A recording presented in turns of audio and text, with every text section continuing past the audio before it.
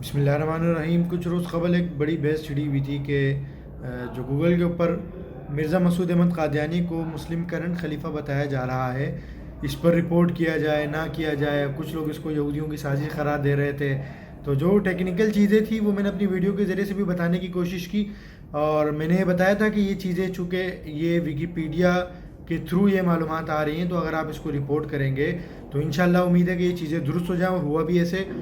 میں نے بھی اس پہ ایک ویڈیو ڈالی، کافی سارے لوگ انڈیویجول اس کے اوپر کام کر رہے تھے، اور تمام ساتھیوں نے جب اس پہ رپورٹ کیا تو الحمدللہ اب اس چیز کو گوگل نے، ویکیپیڈیا نے درست کر لیا ہے۔ تو آئیے چیک کرتے ہیں کہ گوگل نے اس وقت کیا کریکشن کی۔ ہم سب سے پہلے جاتے ہیں گوگل کے اوپر اور ٹائپ کرتے ہیں کہ ہو از کرنٹ خلیفہ آف اسلام، تو جی رزلٹ کچھ اس طرح سے ہمارے سامنے آ رہا ہے۔ دا ففتھ کرنٹ خلیفہ of the Ahmadiyya community is Mirza Masood Ahmad Qadiani.